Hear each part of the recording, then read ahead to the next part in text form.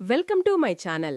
బాలుని కాపాడి ప్రాణాపాయ స్థితిలో ఉన్న మీనా, రోహిణి మోసాన్ని తెలుసుకుని షాక్ అయిన ప్రభావతి అసలు ఇదంతా ఎలా జరగబోతుంది అనేది ఈ వీడియోలో తెలుసుకుందాం. వీడియో చివరి వరకు స్కిప్ చేయకుండా చూసేయండి. వీడియో నచ్చితే తప్పకుండా లైక్ చేయండి. బాలుకి గుణ మీదైతే అనుమానంగా ఉంటుంది. ఇక అనుమానంగా ఉండి మీనా కోసం మొత్తం కూడా వెతుకుతూ ఉంటాడు. కాని ఎక్కడా కూడా ఇక మీనా అయితే కనిపించదు బాలుకి. ఇంటికైతే తిరిగొస్తాడు. ఇంటికి తిరిగొచ్చిన బాలుని చూసి అప్పుడే సత్యం, రే బాలు, మీనా కనిపించిందా అని అడుగుతూ ఉంటే, లేదు నాన్నా, మీనా కనిపించలేదు అని అంటూ ఉంటాడో బాలు. బాధపడుతూ, నా మీనా ఏమైపోయింది నాన్నా అని అంటూ ఉంటే, ఏమైపోతుంది, ఆ 2 లక్షలు తీసుకొని అని ప్రభావతి మళ్ళీ మీనా అని దొంగ అంటుంది. అప్పుడే ఇక బాలు ప్రభావతి దగ్గరికి వెళ్తాడు. ప్రభావతి దగ్గరికి వెళ్ళి, అమ్మా, నిజం చెప్పు, ఆ రోజు కామాక్షి అత్తయ్య వాళ్ల ఇంటికి ఎవ్వరూ వెళ్లలేదా? కామాక్షి అత్తయ్యని నువ్వు వివరంగా కనుక్కున్నావా? ఎందుకమ్మా నా భార్య అంటే నీకంత కోపం? తను పేదరికంలో పుట్టిందనే కదా? తన వెనకాల కోట్ల ఆస్తులు లేవనే కదా మమ్మల్ని ఇంట్లో నుంచి నువ్వు ఎప్పుడెప్పుడు బయటికి పంపించేయాలని మీనా మీద ఎన్నోసార్లు నిందలు వేశావు. ఒకవేళ మేము ఇంట్లో నుంచి వెళ్ళిపోవాలని నువ్వనుకుంటే నా భార్యని తీసుకుని నేను వెళ్ళిపోతానమ్మా. ఎందుకంటే నువ్వు మీనాని మనిషిలా చూడడం లేదు. తనొక ఆడపిల్లలే కదమ్మా. తను నీకేం అన్యాయం చేసింది? తనని నేనేమీ ప్రేమించి పెళ్లి చేసుకోలేదు. నా నాన్న వాళ్ల నాన్నకి యాక్సిడెంట్ చేసి చంపేస్తే నా ఇంటి కోడల్ని చేసుకుంటానని కావాలని వాళ్ల ఇంటికి వెళ్లి పెళ్లి నిశ్చయం చేసుకుని వచ్చాడంతే తప్ప వాళ్లేమన్నా కావాలని మన ఇంటికి సంబంధం వెతుక్కుంటూ బలవంతంగా నన్నేమన్నా పెళ్లి చేసుకుందా? లేదు కదమ్మా. ఎందుకు మీనా అంటే నీకంత కోపం అని అడుగుతూ ఉంటాడో బాలు. పేదరికంలో పుట్టెడమే మీనా చేసిన తప్పైతే ఎప్పుడు కూడా మీనా నీకు కనిపించకుండా నేను చూసుకుంటానమ్మా. దయచేసి ఇక నా భార్యని దొంగ అని నిందవేయకు. తను ఎక్కడికి వెళ్ళిపోయిందో, ఏమైపోయిందో, నీ మాటలతో తను ఏదైనా చెయ్యకూడని పని చేసుకుందో ఏంటో అని బాలు అయితే ఏడుస్తాడు. దయచేసి ఇక నా భార్యని సాధించడం మానేసే, నీకు దండం పెడతాను అని బాలు అయితే మీనా గురించి బాధపడుతూ ప్రభావతి దగ్గర మాట్లాడే ఎమోషనల్ డైలాగులైతే ప్రతి ఒక్కరికి కంటతడి పెట్టిస్తాయి. ఆ తర్వాత సత్యమైతే, రే బాలు, ఏంట్రా ఇదంతా? ఎందుకలా బాధపడుతున్నావ్? మీనాకేమీ కాదు, నువ్వు బాధపడకు అని అంటూ ఉంటాడు. లేదు నాన్నా, నా మీనా ఏమైపోయిందో తెలియడం లేదు అని అంటూ ఉంటే, అన్నయ్య, పోలీస్ కేస్ పెడదాము అని అంటూ ఉంటాడు రవి. పోలీస్ కేస్ పెడితే ఇక్కడ డబ్బులు తీసిన దొంగ ఎవరో తెలిసిపోతుంది.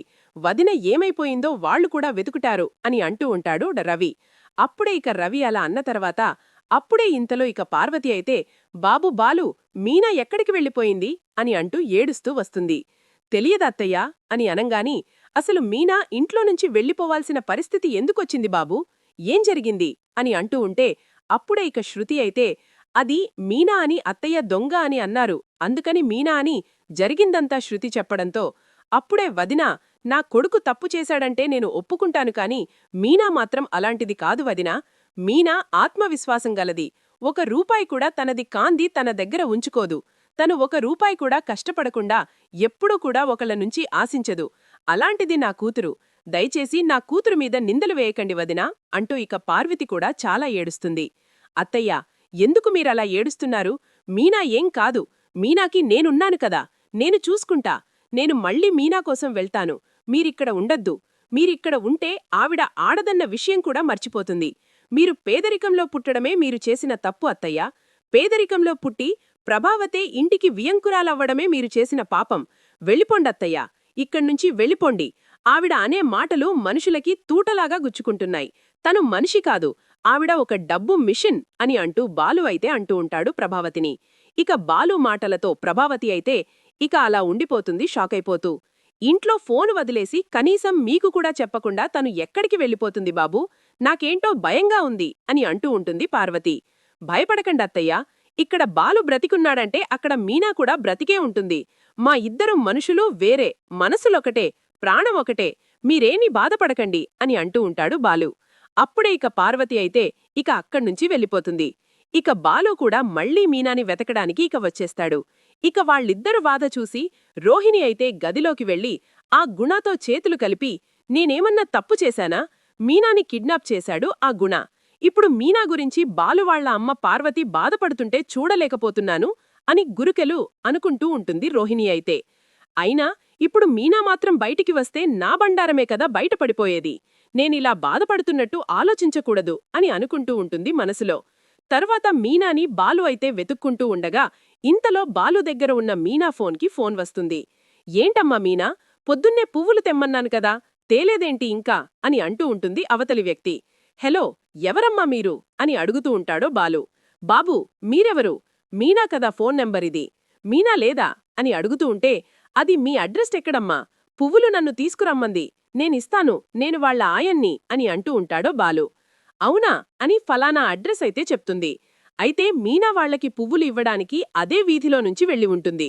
ఖచ్చితంగా అక్కడేదో జరిగింది అని ఇక వెంటనే ఆవిడ చెప్పిన అడ్రస్ని వెతుక్కుంటూ ఇక అదే వీధిలో అయితే వెళ్తూ ఉంటాడు బాలు. అలా వెళ్తూ ఉండగా ఇక పెద్దవాళ్లైతే బాలుని చూసి బాబు బాలు అని గట్టిగా అరుస్తారు. అప్పుడే ఇక వాళ్ల దగ్గరికి వెళ్తాడు బాలు.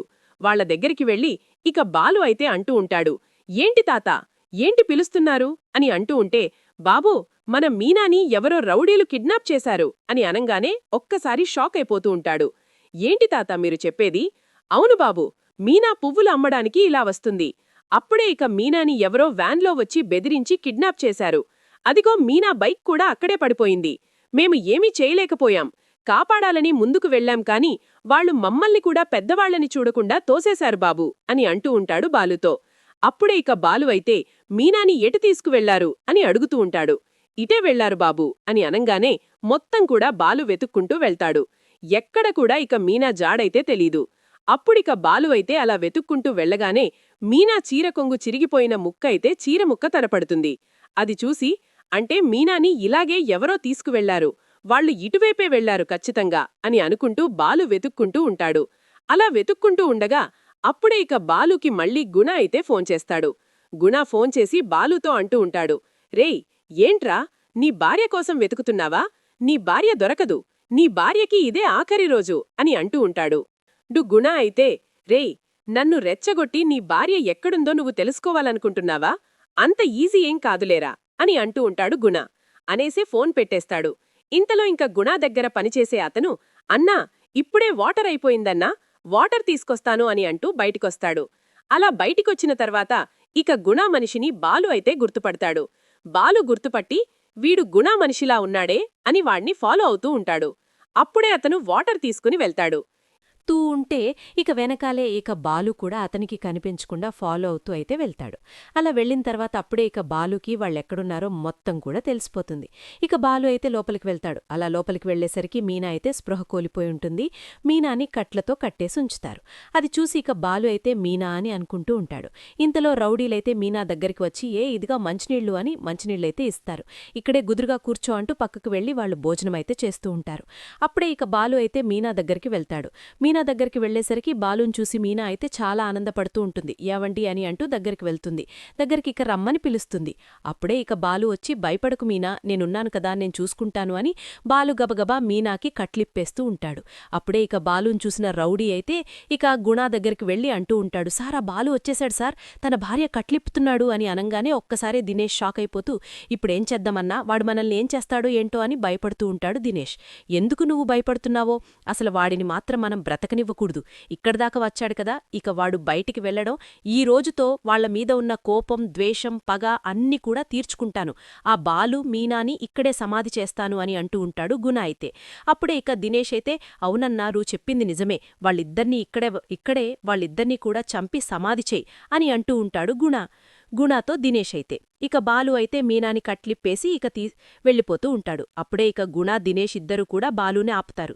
ఏంట్రా, అంత ఈజీగా నువ్వు నీ భార్యని విడిపించుకుని తీసుకువెళ్ళిపోతూ ఉంటే మేం చూస్తూ ఉండిపోతా అనుకుంటున్నావా అని అంటూ ఉంటాడు గుణ అయితే. రే, నాకు తెలుసురా, నా మీనాని మీరే కిడ్నాప్ చేసి ఉంటారని నేను ఊహించాను. ఏంట్రా, నువ్వు కూడా వీటితో చేతులు కలిపావా అని అంటూ ఉంటాడు దినేష్ని. అసలు నీకు మేమేం అన్యాయం చేశావురా, నువ్వు మా వెంట పడుతున్నావు అని అంటూ ఉంటాడు బాలు. అప్పుడే ఇక గుణ అయితే, రే, వీడితో మాటలు అనవసరమని అంటూ ఇక బాలునైతే గుణ కొడతాడు. దాంతో ఇక బాలు అయితే, ఒక్కసారి నన్నే కొడతావురా నువ్వు అని గుణాని చెతకబాదేస్తాడు. ఆ తర్వాత ఇక దినేష్ అయితే, ముందు నీ భార్యని లేపేస్తే అప్పుడు నిన్ను లేపేస్తాను అని కత్తి తీసుకుంటాడు దినేష్. అప్పుడే ఇక, ఏంట్రా, నా భార్యని చంపేస్తావా, నువ్వు ఎలా చంపుతావురా ఈ బాలు ఉండగా, మీనాకేదైనా జరగనిస్తాడనుకుంటున్నావా, నా భార్యని చంపేస్తానంటావా అంటూ ఇక దినేష్ని కొడతాడు. అప్పుడే ఇక గుణ అయితే వెనక నుంచి ఇక బాలుని పట్టుకుంటాడు. అలాగా కొంచెంసేపు ఇద్దరి మధ్య ఫైట్ అయితే జరుగుతుంది. రౌడీలందర్నీ చితకబాదేస్తాడు. ఇక గుణాని కూడా చితకబాదేసరికి గుణ ఒక మూలన పడిపోయి ఉంటాడు. ఆ తర్వాత ఇక దినేష్ని కొడుతూ ఉంటాడు బాలు. అలా దినేష్ని కొట్టేటప్పుడు ఇక గుణ అయితే పక్కనే ఉన్న కత్తిని తీసుకుని ఇక బాలునైతే పొడవడానికి ఇక వెంటనే దగ్గరికైతే వస్తాడు. ఏవండి అంటూ అది చూసిన ఇక మీనా అయితే వెంటనే బాలుని కాపాడాలని కత్తితో బాలుని పొడవబోతున్న గుణాని ఆపాలని దగ్గరికి వచ్చి ఆ కత్తిపోటికి మీనా బలైపోతుంది. బాలుని పొడుస్దామని వచ్చిన గుణ మీనాని పొడుస్తాడు కడుపులో. ఇక దాంతో ఒక్కసారే షాక్ అయిపోతూ ఉంటాడు బాలు. ఇక మీనా అయితే బాలుని కాపాడ్డానికి బాలుకి ప్రాణాల్ని పొయ్యడానికి తనైతే గుణ కత్తిపోటుకి గురవుతుంది. ఒక్కసారి ఇక మీనా కుప్పకొలిపోతుంది. గుణ అలా పొడవంగానే తనకి చాలా బ్లడ్ అయితే వస్తుంది. అప్పుడే ఇక గుణ దినేష్ ఇద్దరు కూడా మీనాని ఆ పరిస్థితిలో చూసి ఇప్పుడు బాలు వాళ్ళని చంపేస్తాడు అని భయంతో అక్కడ్నించి ఇద్దరు కూడా పారిపోతారు. ఇక పారిపోయిన తర్వాత అప్పుడే ఇక బాలు అయితే మీనాని ఎత్తుకుని హాస్పిటల్కైతే తీసుకొస్తాడు. హాస్పిటల్కి తీసుకొచ్చిన తర్వాత తనకి బ్లడ్ బాగా పోయిందని తనకి కొంచెం సీరియస్గానే ఉందని డాక్టర్లైతే చెప్తారు. అప్పుడే ఇక పార్వతీ శివ హాస్పిటల్కైతే వచ్చి మీనా పరిస్థితి చూసి చాలా ఏడుస్తూ ఉంటారు. ఇక శివ అయితే వాళ్ళ అక్కకి బ్లడ్ ఇస్తూ ఉంటాడు. ఈ సంగతి తెలుసుకుని సత్యం వాళ్ళు కూడా హాస్పిటల్కైతే వస్తారు. వచ్చిన తర్వాత రే ఏమైంద్రా అని అంటూ ఉంటాడు సత్యం. గుణ మీనాని కిడ్నాప్ చేసి చంపబోయాడట అని అనంగాని అప్పుడే ఇక ఆ మాట విని ఒక్కసారే షాక్ అయిపోతూ ఉంటాడు సత్యం. నన్ను కాపాడబోయి మీనా ప్రాణ పరిస్థితిలో ఉంది నాన్నా, మీనాకేదైనా జరగరాంది జరిగితే నేను బ్రతకలేను అని బాలు అయితే చాలా బాధపడుతూ ఉంటాడు. అప్పుడే ఇక అదంతా విని ఇక ప్రభావతి కూడా షాక్ అయిపోతూ ఉంటుంది. నాన్నా, ఎందుకు నాన్నా ఈవిడ్ని హాస్పిటల్కి తీసుకొచ్చాం? ఇక్కడ కూడా మళ్ళీ ఆ 2 లక్షలు దొంగతనం చేసినందుకు ఆ దేవుడు సరైన శిక్ష వేశాడు మీనాకి అంటూ ఇక్కడ కూడా మాట్లాడుతుంది. అసలు మీనా దగ్గరికి కూడా ఈవిడ్ని తీసుకురాక నాన్నా, దయచేసి ఈవిడ్ని తీసుకుని నువ్వు ఇంటికి వెళ్ళిపో అని అంటూ ఉంటాడు బాలు. నేను మాత్రం